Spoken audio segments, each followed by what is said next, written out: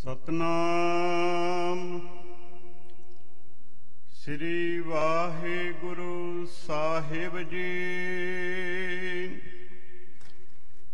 तेरे कवन कवन गुण कह गावा, तू साहिब गुणी निधाना। तुमरी महिमा बन न साको, तू ठाकुर ऊच भगवाना। धरण गगन नव खंड में, जो स्वरूपी रहो पर। भन मथुरा कछ भेद नहीं, गुरु अर्जुन प्रतख हर। तत् विचार यह मथुरा, जग तारन को अवतार बनायो। जप्यो जिन अर्जुन देव गुरु, फिर संकट जोन गर्भ न आयो।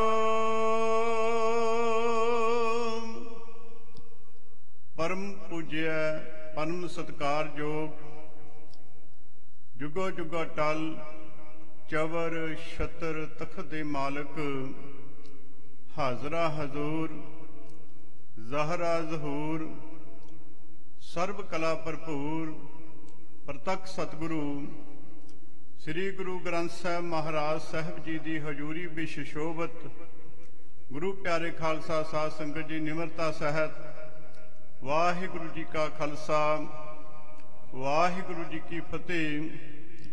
गुरु प्यारे खालसा साध संगत जी दास साहिबजादा बाबा फतेह सिंह तरना दल समूह जथेबंदी वालों आप समूह संगतां नूं साहिब सतगुरु श्री गुरु अर्जन देव जी महाराज साहब जी दे प्रकाश दिहाड़े दियां लख लख वधाइयां होण।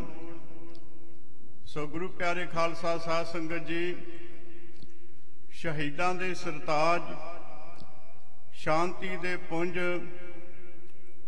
धन श्री गुरु अर्जन देव जी महाराज सच्चे पातशाह जी दे जन्म बारे भी आप भली भांत जानते हो। सतगुरु सच्चे पातशाह जी ने अपने जीवन जिंदगी दे अंदर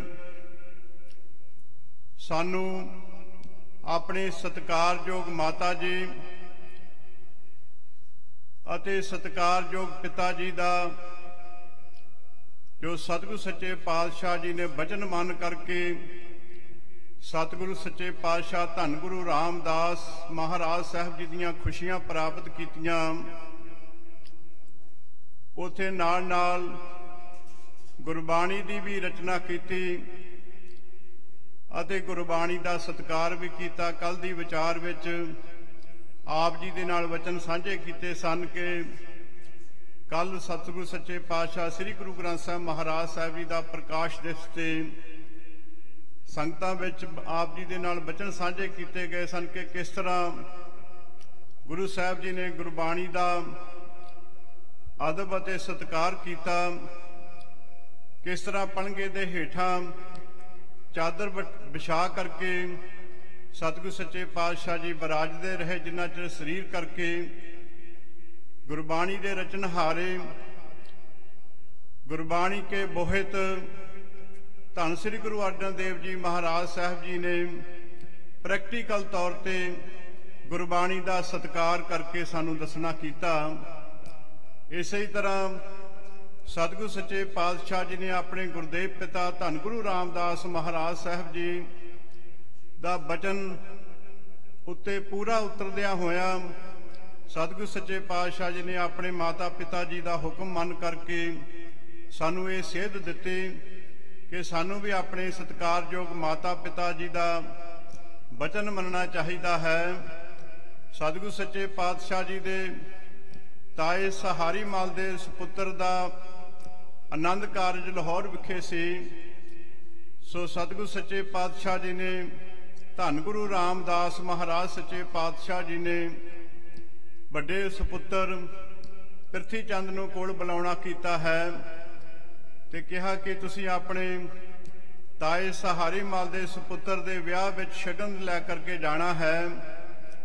ਪਰ ਪ੍ਰਿਥੀ ਚੰਦ ਜੀ ਨੇ ਆਨੇ ਬਹਾਨੇ ਕਰ ਲਏ, ਪਿਤਾ ਜੀ ਸੰਗਤਾਂ ਬਹੁਤ ਆਉਂਦੀਆਂ ਹਨ, ਮਾਇਆ ਦੀ ਸਾਂਭ ਸੰਭਾਲ ਕਰਨੀ ਹੈ, ਲੰਗਰਾਂ ਦੀ ਸਾਂਭ ਸੰਭਾਲ ਕਰਨੀ ਹੈ, ਦੀਵਾਨ ਸਜਦੇ ਹਨ ਤੇ ਮੇਰਾ ਤਾਂ ਵੇਲ ਨਹੀਂ, ਤੁਸੀਂ ਹੋਰ ਕਿਸੇ ਨੂੰ ਭੇਜ ਦਿਓ।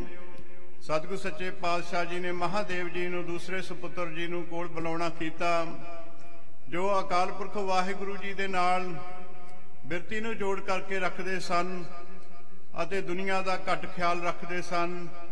ਉਹਨਾਂ ਨੇ ਵੀ ਕਹਿ ਦਿੱਤਾ, ਸਾਨੂੰ ਰਿਸ਼ਤੇਦਾਰਾਂ ਦੇ ਨਾਲ ਕੋਈ ਲਗਾਓ ਨਹੀਂ ਹੈ, ਅਸੀਂ ਤਾਂ ਆਪ ਜੀ ਦੇ ਚਰਨਾਂ ਵਿੱਚ ਬੈਠ ਕਰਕੇ ਅਕਾਲ ਪੁਰਖ ਵਾਹਿਗੁਰੂ ਜੀ ਦੇ ਚਰਨਾਂ ਦੇ ਨਾਲ ਸੁਰਤੀ ਜੋੜਨੀ ਹੈ। ਸਤਿਗੁਰ ਸੱਚੇ ਪਾਤਸ਼ਾਹ ਜੀ ਨੇ ਧੰਨ ਸ੍ਰੀ ਗੁਰੂ ਅਰਜਨ ਦੇਵ ਜੀ ਮਹਾਰਾਜ ਸਾਹਿਬ ਜੀ ਨੂੰ ਕੋਲ ਬੁਲਾਉਣਾ ਕੀਤਾ ਅਤੇ ਹੁਕਮ ਕੀਤਾ।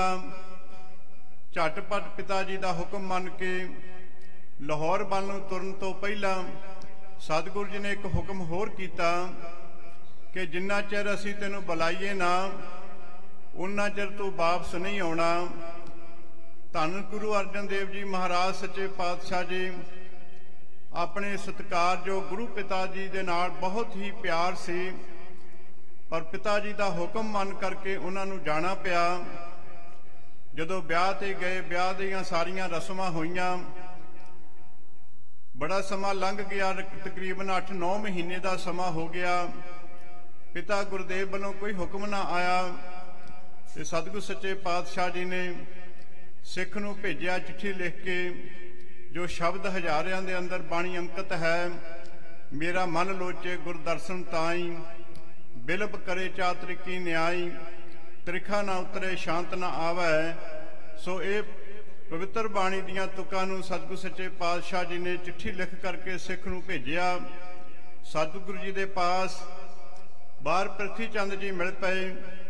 ਉਹਨਾਂ ਨੇ ਸਿੱਖ ਤੋਂ ਉਹ ਚਿੱਠੀ ਲੈ ਕਰਕੇ ਆਪਣੇ ਕੋਲ ਰੱਖ ਦਿੱਤੀ ਕਿ ਮੈਂ ਪਿਤਾ ਜੀ ਨੂੰ ਚਿੱਠੀ ਦੇ ਦੇਵਾਂਗਾ। ਜਲ ਪਾਣੀ ਛਕਾ ਕਰਕੇ ਭੇਜ ਦਿੱਤਾ। ਆ ਕਰਕੇ ਸਿੱਖ ਨੇ ਗੁਰੂ ਸਾਹਿਬ ਜੀ ਨੂੰ, ਉਸ ਵੇਲੇ ਗੁਰੂ ਦੇ ਰੂਪ ਵਿੱਚ ਨਹੀਂ ਸਨ ਗੁਰੂ ਅਰਜਨ ਦੇਵ ਜੀ ਮਹਾਰਾਜ, ਆ ਕਰਕੇ ਦੱਸਿਆ ਕਿ ਕੋਈ ਹੁਕਮ ਨਹੀਂ ਪਿਤਾ ਜੀ ਵੱਲੋਂ ਹੋਇਆ। ਫਿਰ ਕੁਝ ਸਮਾਂ ਬੀਤ ਗਿਆ। ਫਿਰ ਦੂਸਰੀ ਚਿੱਠੀ ਸਤਿਗੁਰ ਸੱਚੇ ਪਾਤਸ਼ਾਹ ਜੀ ਨੇ ਸਿੱਖ ਦੇ ਪਾਸ ਲਿਖ ਕਰਕੇ ਭੇਜੀ।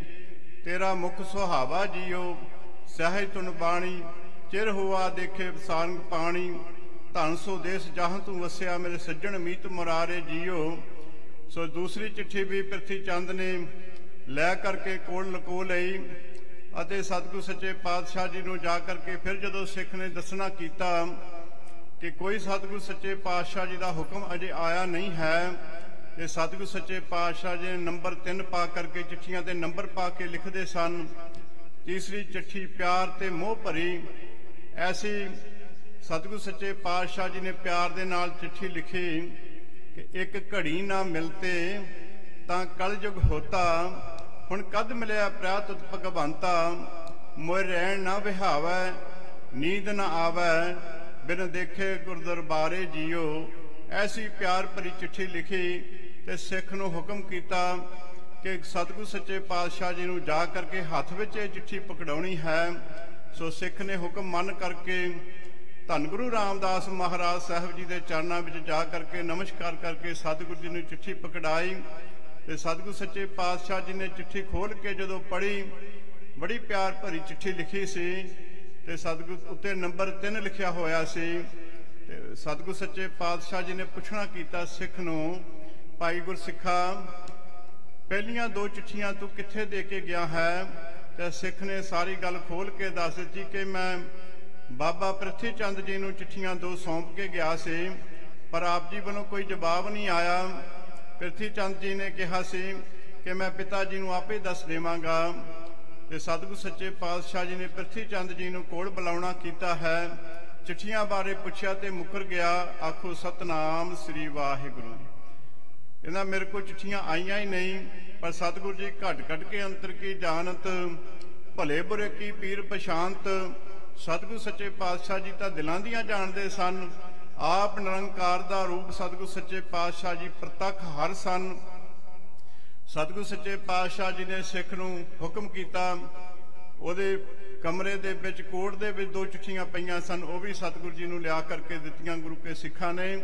सतगुरु सच्चे पातशाह जी ने उस वेले ही सिख नूं हुक्म करके भेजा कि सुनते सार ही श्री ਅੰਮ੍ਰਿਤਸਰ साहब पहुँच जावो। धन गुरु अर्जन देव जी महाराज सच्चे पातशाह जी जो दर्शनां दे मन विच सिख सी, दर्शन करने वास्ते मन तांग रहा सी, ज्यों कि पपीहा जिस तरह स्वांति बूंद नूं चाहुंदा है, ते इसे तरह सतगुरु सच्चे पातशाह जी अपने पिता गुरु के दर्शन चाहुंदे सन।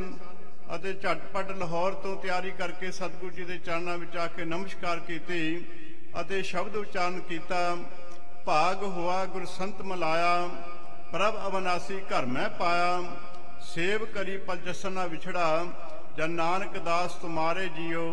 इत्याद ये चिट्ठी चौथा शब्द जिहड़ा सी सतगुरु सच्चे पातशाह जी ने सतगुरु जी के चरणों में आ करके उच्चारण किया। सतगुरु जी ने घुट के कालजे दे नाल ला लिया कि मेरा सपुत्र, मेरा कहने कार सपुत्र है। सो जिहड़े पुत्र हुंदे हन 3 प्रकार दे हुंदे हन। एक हुंदा है सपुत्र, एक हुंदा है कपुत्र, एक हुंदा है पुत्र। जिहड़ा माता पिता का कहना ना मन्ने वो कपुत्र है। जिहड़ा रूटीन दे विच माता पिता का कहना मन्ने वो पुत्र है। ते जिहड़ा सुपुत्र है, जो भी सतगुर जो भी माता पिता जी कहन ते माता पिता की जिहड़ी प्रॉपर्टी होवे उहनूं भी अगे 4 चन्न ला के अगे वधाउंदा है। ते इसे तरह धन गुरु अर्जन देव जी महाराज साहब जी ने सच्चे पातशाह जी के सच्चे सपुत्र होने का जो उस वेले सबूत दिता, सतगुरु सच्चे पातशाह जी का हुक्म मन करके इस तो आपां नूं सिक्ख्या लैण की जरूरत है कि असीं भी साडे सतगुरां सच्चे पातशाह जी ने श्री गुरु ग्रंथ साहब महाराज साहब जी की स्थापना करके गुरु ग्रंथ साहब महाराज सच्चे पातशाह जी सानू सिक्ख्या दे रहे हैं। गुरुदेव माता, गुरुदेव पिता। पहला गुरु माता है, फिर पिता। ये जो शब्दी अर्थ हैं ये दुनियावी साडे रिश्तियां दे प्रथाए हैं, पर इन्हां दा भाव अर्थ जो है वो है सतगुरु अकाल पुरख वाहिगुरु जी साडे माता जी हैं। सतगुरु अकाल पुरख वाहिगुरु जी साडे पिता जी हैं, जो साडी सवास दे नाल साडी रखिया करते हैं। सतगुरु सच्चे पातशाह तुम दाते ठाकुर प्रतिपालक, नायक खसम हमारे, निमक निमक तुम ही प्रतिपालो, हम बारक तुमरे धारे। सो सच्चे पातशाह अकाल पुरख वाहिगुरु जी साडे सवास दे नाल साडी रखिया करदा है। इस करके धन गुरु अकाल पुरख वाहिगुरु जी साडे माता जी हैं, पिता जी हैं। ते दुनियावी तौर पर भी जिहड़े साडे सत्कारयोग माता जी हैं, पिता जी हैं, उन्हां दा भी असीं कहना मनना है। सो जिनका दिन मनाते हो उनकी बात भी समझो, जिनका दिन मनाते हो उनका इशदात भी समझो। सो गुरु प्यारे खालसा साध संगत जी, सतगुरु सच्चे पातशाह जी के जीवन काल तो ये सिक्ख्या प्राप्त होंदी है कि सतगुरु सच्चे पातशाह जी ने सानू अपने सत्कारयोग माता जी का अते पिता जी का कहना मनन वास्ते सानू ये अपने प्रैक्टिकल रूप दे विच जीवन दे विच करके दिखाया है। सो गुरु प्यारे खालसा साध संगत जी, जदों असीं अपने माता पिता की सेवा करांगे, माता पिता भी साडे वास्ते असीसां दिंदे हन। भावें माता पिता जी बजुर्ग भी जदों हो जाते हैं, कोई कामकार नहीं भी कर सकते, पर साडे वास्ते अरदास करते हैं। जदों माता जी किते भी जाते हैं, पिता जी किते भी जाते हैं, खास तौर पर सत्कारयोग माता जिथे भी जाती है उथे अपने धीआं पुत्रां दे प्रति सतगुरु जी के चरणों में अरदास करती है। सदा अमृत वेले तो लै करके शाम तक सारे परिवार की सुख मंगती है। इस करके सानू अपने सत्कारयोग माता पिता का ख्याल रखना चाहिए है। उन्हां दे प्रति जिहड़े फर्ज हैं वो भी निभाने चाहिए हैं। जिथे पत्नी का फर्ज है उथे पत्नी का फर्ज भी निभाना है। जिथे ਧੀਆਂ ਪੁੱਤਰਾਂ ਦਾ फर्ज है उथे ये भी निभाना है। जिथे सतगुरु श्री गुरु ग्रंथ साहब महाराज साहब जी के प्रति साडा फर्ज है, जिसका दिता खावना तिस कहिए साबास। जिस अकाल पुरख वाहिगुरु जी सानू जो जिहदा दिता खांदे तां पहनदे हां, उहदा भी सानू शुकराना करना चाहिए है, थैंक्स करना चाहिए है। सो सतगुरु सच्चे पातशाह जी ने महान बख्शिश करके सानू रहन वास्ते धरती बख्शिश की हुई है, नाल नाल हवा ते पानी का प्रबंध भी किया होया है। सो गुरु प्यारे खालसा साध संगत जी, धरती कई बारी पिता पुरखी मिल जाती है, कई बारी उन्होंने खरीदना पैंदा है। जिहड़ा जल है ये भी धरती विच बोर करके कढ़ना पैंदा है, इहदा बिल भी देना पैंदा है। पर जिहड़ी ऑक्सीजन है, हवा है, जिहदे नाल असीं जीवित रह सकते हाँ, पशु पंछी बनस्पति सारी जीवित है, ऑक्सीजन बिल्कुल सानू सतगुरु सच्चे पातशाह जी ने फ्री विच मुफ्त विच सानू बख्शिश की हुई है। आखो सतनाम श्री वाहिगुरू। जिस ऑक्सीजन दे नाल असीं साह लेंदे हाँ, साडा हार्ट कम करदा है, वो अकाल पुरख वाहिगुरू जी ने सानू बख्शिश की हुई है। सतगुरु सच्चे पातशाह जी ने किसे पासे समुंदर बना दिते हन, किसे पासे पहाड़ बना दिते हन, पहाड़ां दे विचों निर्मल जल दे झरने वगा दिते हन, अते कैसी सुंदर सोहनी बनस्पति है, उहदे विच कैसे सुंदर सोहने फुੱਲ हन, ते फुੱਲਾਂ दे विच कैसे सुंदर सोहने मनमोहक फुੱਲ हन, जिन्हां दे विच बड़े सुंदर रंग भर दिते हैं ते महका मार रहे हैं। सो इन्ना कुछ सतगुरु सच्चे पातशाह जी ने किन्ने सुंदर स्वादिष्ट अमृत वर्गे मिठे फल साडे वास्ते सतगुरु जी ने प्रगट किए हैं।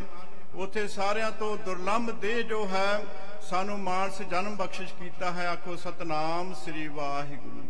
मानस जन्म दुर्लभ है, होत ना बारंबार, ज्यों बन फल पाके भोई गिरे, बहुर न लागे डार। सो सच्चे पातशाह जी ने सानू मनुखा देही बख्शिश की है। भई प्राप्त मानुख दे हुरिया, गोबिंद मिलन की एह तेरी बरिया, अवर काज तेरे किते ना काम, मिल साध संगत भज केवल नाम। सतगुरु सच्चे पातशाह जी ने सानू मनुखा देही नाम जपण वास्ते, सत संगत विच जाण वास्ते सानू बख्शिश की है। सो असी सतगुरु जी का शुकराना सानू करना चाहिए है। सतगुरु सच्चे पातशाह जी की पवित्र बाणी है, प्राणी तू आया लाहा लैन, लगा कित कुफकड़े सब मुकदी चली रैन, रैन गवाई सोए कै, दिवस गवाया खाए, हीरे जासा जन्म है कोडी बदले जाए। सो सतगुरु सच्चे पातशाह जी बचन कर रहे हैं कि हे प्राणी, तेनू लाम जपण वास्ते मनुखा देही प्राप्त हुई है, इस करके तू कूड़े कम्मां दे विच लग करके परमेश्वर वाहिगुरू जी नू भुल गया है। इस करके सच्चे पातशाह जी दे चरणां दे विच सानू अपना चित्त भी जोड़ना चाहिए है। जिथे असीं परिवारक काम करने हन, आपो अपनियां ड्यूटियां हन, वो भी जरूरी हन, वो भी करनियां हन, क्योंकि सतगुरु नानक देव जी महाराज सच्चे पातशाह जी ने यह नारा दिता सी सानू, किरत करो नाम जपो वंड छको। सो किरत करनी भी बहुत जरूरी है। किरत दे नाल ही जो किरत करांगे असीं अपने परिवार का पालन पोषण करांगे, फिर वंड के भी छक सकांगे। गुरु के लंगरां दे विच, गुरु दीआं गोलकां दे विच भी आ करके किरत दा दसवंध पा सकांगे। सो किरत करनी भी जरूरी है। जिथे परिवारक साडे रिश्ते हैं, वो भी साडी ड्यूटी है, उतों भी आपां भज्जणा नहीं, अपने परिवारक रिश्तियां नूं भी चंगी तरह निभाउणा है। उथे गुरु साहब जी के प्रति अपनी सेवा ते सिमरन का फर्ज भी निभाउणा है। जिस अकाल पुरख वाहिगुरू जी ने सानू मनुखा देही बख्शिश की है, उहदा शुकराना करना साडा फर्ज बनता है। सो गुरु कलगीधर पिता जी ने खंडे बाटे का अमृत छका करके गुरु के खालसे नूं तैयार बर तैयार किया। सतगुरु सच्चे पातशाह ने पीवो पाहुल खंडे धार होए जन्म सुहेला। सो गुरु प्यारे खालसा साध संगत जी, थोड़ा जिहा समा असीं सतगुरु सच्चे पातशाह जी ने जिस तरह खंडे बाटे का अमृत गुरु के खालसे नूं छकाया है, उहदे प्रथाए आप जी दे नाल बचन साझे करके फिर दास ने खिमा लै लैनी है। सो गुरु प्यारे खालसा साध संगत जी, सन 1699 नूं सतगुरु सच्चे पातशाह जी ने सारियां संगतां नूं दूर दरेडे तक सुनेहे भेज करके श्री अमृतसर साहब जी की, श्री अनंतपुर साहब जी की पवित्र धरती ते बुलाना कीता है। विसाखी वाले दिन सतगुरु सच्चे पातशाह जी ने सारा इकट्ठ किया है ते 4 गेट श्री अनंतपुर साहब जी के बाहरले पासे लगवाए हैं, पर उन्हां गेटां दे उत्ते किते भी वैलकम नहीं लिखिया, किते भी जी आया नहीं लिखिया, किते भी स्वागतम नहीं लिखिया।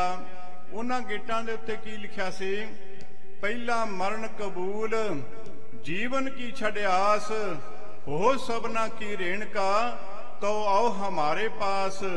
दूजे गेट ते की सी लिखिया, गगन दमामा बाजियो पर्यो निशाने घाओ, खेत जो मांडियो सूरमा वजूजन को धाओ, सूरा सो पहचानिए जो लरे दीन के हेत, पुरजा पुरजा कट मरे कबू ना छाड़े खेत। तीसरे गेट ते की लिखिया सी, जो तो प्रेम खिलन का चाओ, सिर धर तली गली मेरी आओ, इतमार्ग पैर धरीजै, सिर दीजै कान ना कीजै, मरना मनसा सूर्या हक है, जे होए मरण परवाणो। सो ऐसे सतगुरु सच्चे पातशाह जी ने शब्द लिखे हुए सी। संगतां पढ़ पढ़ के हैरान हो रही सन कि सतगुरु सच्चे पातशाह जी को कौतुक बरताउण वाले हन। सतगुरु सच्चे पातशाह जी ने अमृत वेले आसा जी की वार के भोग उपरंत दीवान विच सतगुरु सच्चे पातशाह जी उठ के म्यान विचों तेग धू के खड़े हो गए हैं। तेग लिशका के कहते हैं, कोई एक सीस मैनू चाहिदा है, कोई एक सीस मैनू भेटा कर दवे। सो सारे पासे शनाटा छा गया।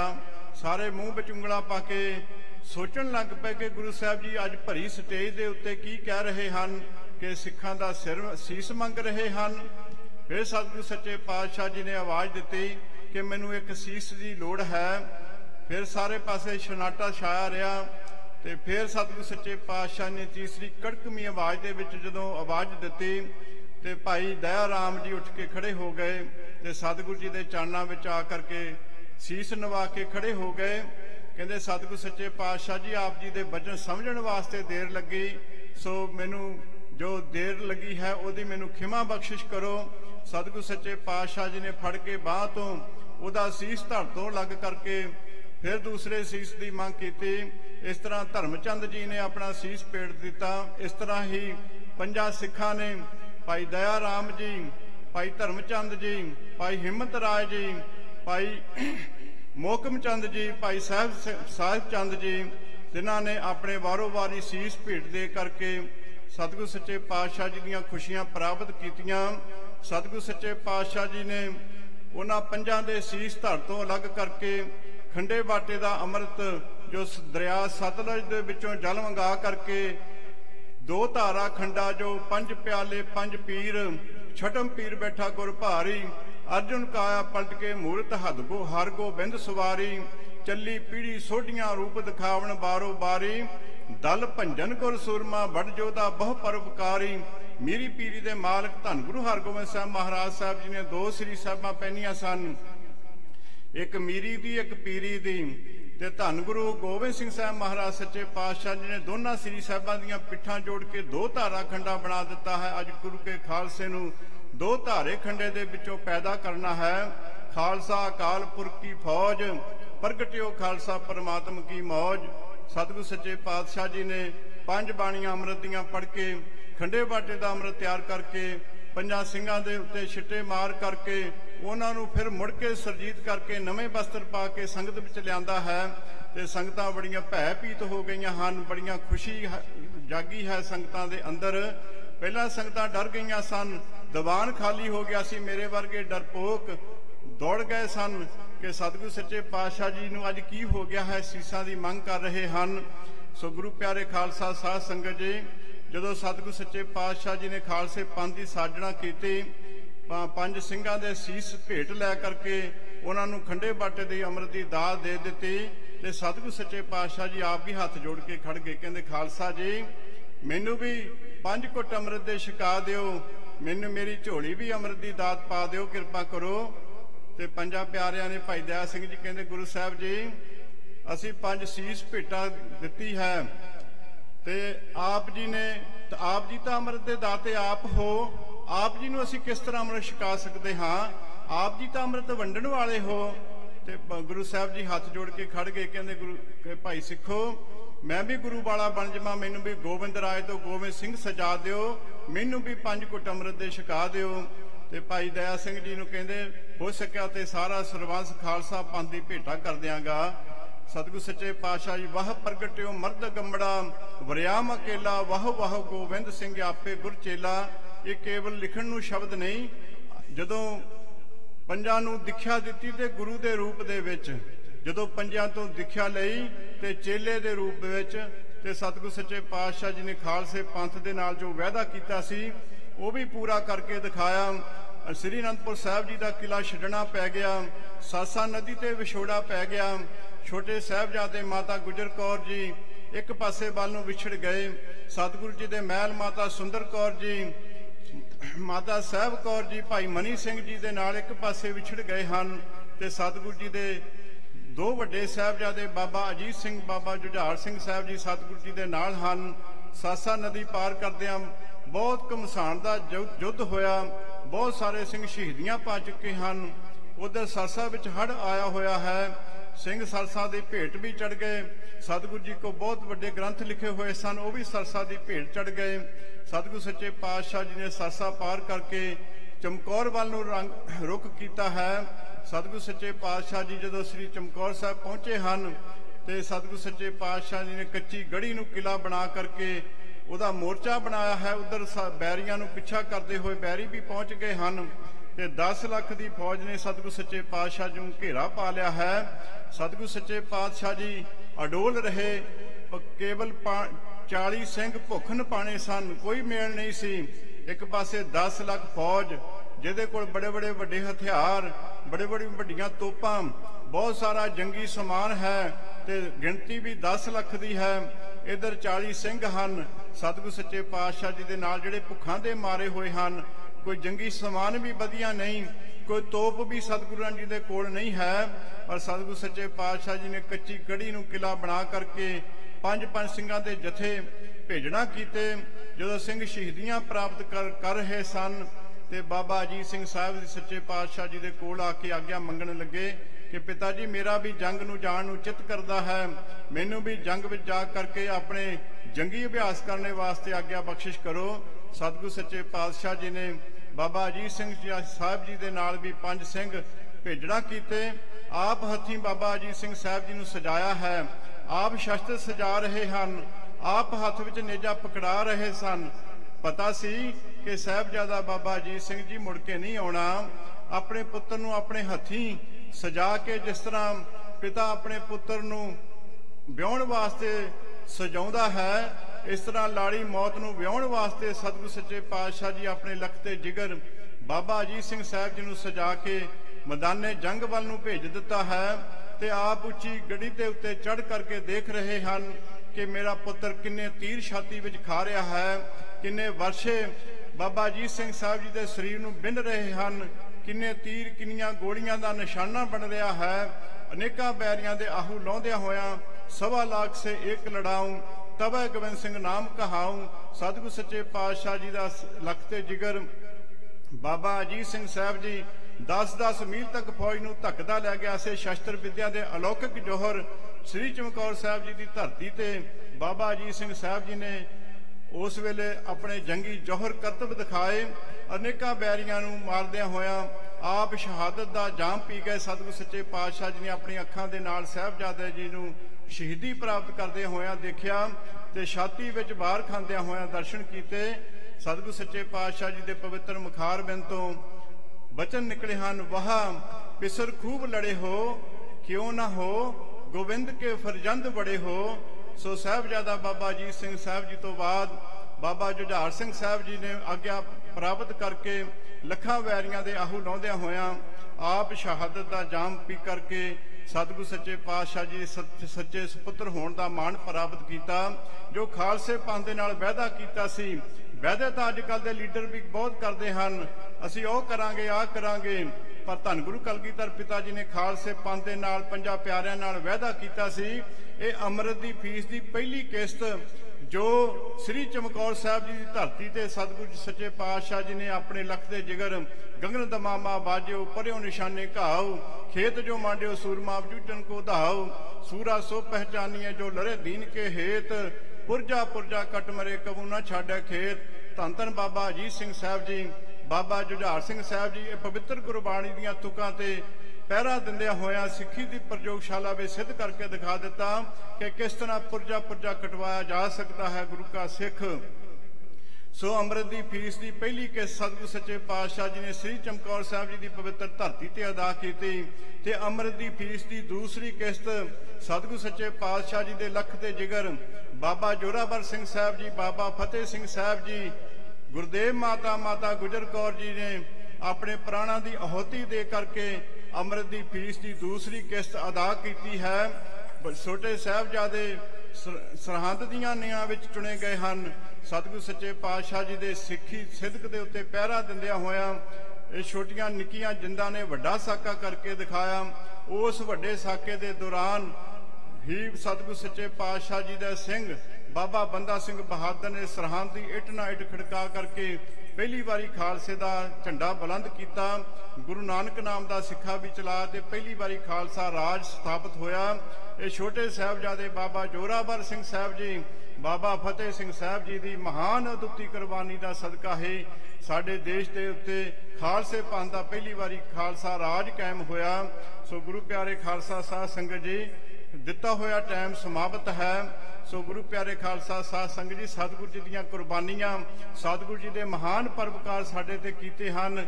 खालसा पंथ के उत्ते जदों दमदमा साहब जी की पवित्र धरती ते माता जी ने पूछा साहबजादे किते नज़र नहीं आ रहे ते सतगुरु सच्चे पातशाह जी ने साडे वल हथ करके कहा सी कि इन पुत्रन के शीश पर वार दिए सुत चार मुए तो क्या हुआ जीवत लख हजार। सो सतगुरु सच्चे पातशाह जी ने अपने नादी पुत्र खालसे वाल नूं हथ करके कहा सी ते बिंदी पुत्र खालसे दे उत्तों दी बार दिते अपने लख ते जिगर चारे साहबजादे माता गुजर कौर जी गुरदेव पिता गुरु तेग बहादुर महाराज साहब जी सच्चे पातशाह जी ने साडे उत्तों सारा सरबंस अपने मामे दे पुत्र भूआ दे पुत्र सारा सरबंस साडे उत्तों दी वार दिता। अज उन्हां दे परबकारां नूं आपां याद रखीए। गुरु ग्रंथ साहब महाराज साहब जी दीआं बेअदबियां हो रहीआं हन ਉਹਦੇ वास्ते खालसा पंथ नूं एकत्रित होने की लोड़ है। पंथ के सिद्धांतां दे उत्ते वार हो रहा है। पहलां ते इमारतां ते वार हुंदा सी अज सिद्धांतां दे उत्ते भी वार हो रहा है। अज साडे प्राणां तो प्यारे श्री गुरु ग्रंथ साहब महाराज साहब जी दीआं बीड़ियां नूं अगन भेट किया जा रहा है। गुरु प्यारे खालसा साध संगत जी असीं वंडियां विच धड़ेबंदियां विच वंडे हुए हाँ। सानू सारे एकत्रित हो करके ये हंबड़ा मारना चाहिए है अपने गुरु प्रति जो गुरु साहब जी ने साडे प्रति जो भी साडे वास्ते करके गए हैं साडा भी फर्ज बनता है। गुरु ग्रंथ ते गुरु पंथ की प्राप्ति वास्ते गुरु ग्रंथ ते गुरु पंथ की सत्कार वास्ते आपां नूं एकत्रितता करके जो ये संघर्ष है ये योगदान पाना चाहिए है। होए एकत्र मिलो मेरे भाई दुविधा दूर करो लिवलाए हर नामे के होवो जोड़ी गुरमुख बैसो सभा वसाए। चाहे कोई टकसाल है चाहे कोई निहंग सिंह जथेबंदियां हैं चाहे कोई अखंड कीर्तनी जथा है जो संत समाज है सारे रल मिल करके जो हमला मारनगे तो कोई भी मसला हल हो तो रह नहीं सकता। 24 घंटिया के विच सारे मसले हल हो सकते हैं। इस करके सानू एकत्रता की लोड़ है। गुरु ग्रंथ साहब महाराज साहब जी की छत्रछाया होए इकट्ठे हो करके आपां संघर्ष में योगदान पाइए। सो दिता होया समा समाप्त है। दास वालों गुरुद्वारा प्रबंधक कमेटी का प्रधान साहब का सैकटरी साहब का सारे इत्थों दीआं गुरु कीआं संगतां दा धन्नवाद है। कोटन कोट धन्नवाद साहिब सतगुरु श्री गुरु ग्रंथ साहब महाराज साहब जी का कोटन कोट धन्नवाद है। तो साध संगत के चरणों में बेनती है जेकर आप जी जदों इंडिया आओ साहबजादा बाबा फतेह सिंह साहब जी का प्रकाश दिहाड़ा जथेबंदी के हैडकुआटर गुरुद्वारा सिंह सभा छौणी निहंग सिंघां बजवाड़ा कलां हुशियारपुर विखे बड़ी श्रद्धा ते सत्कार सत हर साल मनाया जाता है।